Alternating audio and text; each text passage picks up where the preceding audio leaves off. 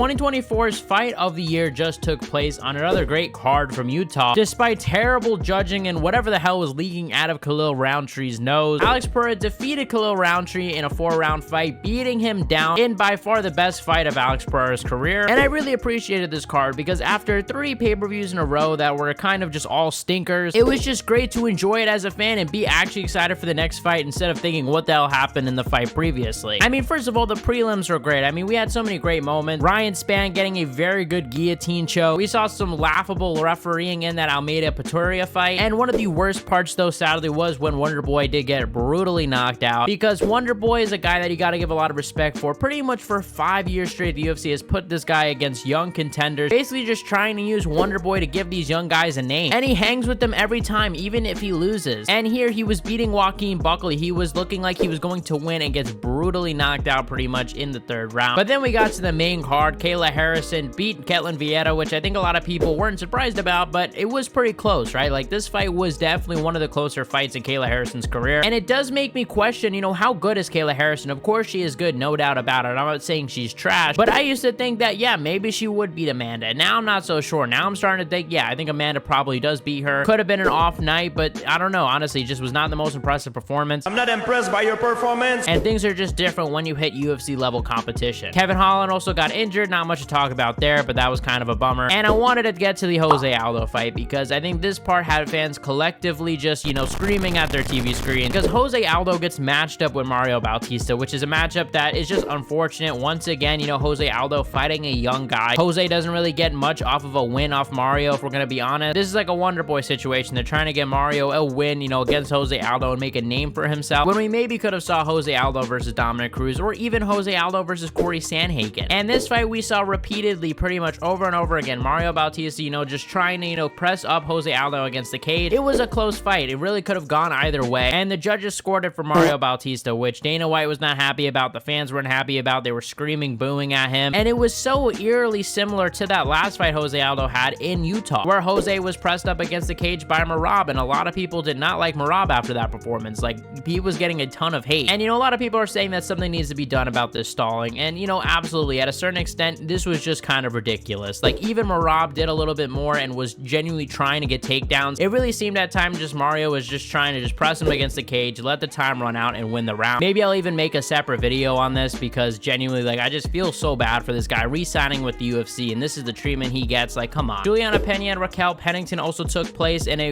you know, shocking robbery. I couldn't believe this. I'm not gonna say robbery. It was a very close fight. I'm not mad about the result, but let's get into it. First round, I thought was clearly for Raquel Pennington. I didn't think you could score that for Juliana at all. I gotta rewatch it maybe, but I don't think so. Round 2 and 3, clearly for Juliana. Round 4 was clearly for Pennington with her dropping Juliana Pena. And we get to the 5th round, which I thought was the closest round. I thought this round was pretty close, but overall, I thought Raquel was winning. And we get to the judges' scorecard, and yeah, as you guys guessed, split decision, Juliana wins. Objectively speaking, promotional-wise, of course, it's better to have Juliana winning. A fight between her and Kayla Harrison, I think that's going to be pretty popular. And overall, the judging was just pretty off this whole night. I mean, even the Carla Esparza fight with Tisha Torres was pretty off, even though that was a very close fight. Even the Wonder Boy Joaquin Buckley fight, it didn't go to a decision, but a judge had all 2 rounds going to Buckley, which made no sense for me. So yeah, overall, just weird judging tonight. They're gonna have to do something about this next time. Weird refereeing, weird judging, just weird night for officials. But then we get to the main event with Alex Pereira and Khalil Rountree, which I think all fans were excited for from a stylistic perspective. Both guys are strikers, and someone was definitely going to get finished. I would have been shocked if this went to a decision, and it almost did. But one of the things I suspected was Khalil's speed, right? That was going to be a problem, and it was early on. And I was worried Pereira was going to want to, you know, exchange with Khalil, but Pereira did the most responsible and intelligent thing and did not exchange with Rountree, right? He stayed on the outside, jabbing him, setting up shots. Alex Pereira fought the perfect game plan, and I was worried. Sometimes we've seen him get a little carried away, and he did at times in this fight, especially with that high kick, you know, getting out of position so many times, just trying to throw hard kicks. But Khalil just couldn't pressure Alex, and the damage accumulated, and yeah, eventually Alex Pereira got the finish with beautiful body shots, a beautiful uppercut. And I gotta say, it was most hilarious to see Jamahal, of all people, yawning ringside. Like, are you serious, dude? Like, Alex Pereira's statement pretty much perfectly summed up the whole situation. But not only that, Alex Pereira did confirm what I originally thought, which was that he was sick. He said he was on antibiotics, he had a sore throat. And I could tell this because during the corner, you guys will probably notice he was literally blowing his nose and coughing. I don't know what's next for Alex Pereira. Maybe he fights Magomed Ankalaev, maybe he moves up to heavyweight. But no matter what, I'm gonna be excited to see what he does next. Just remember to hit the subscribe button, hit the notification bell, and also check out my last video where I talked about the UFC's, absurd ranking system, exposing Dana White,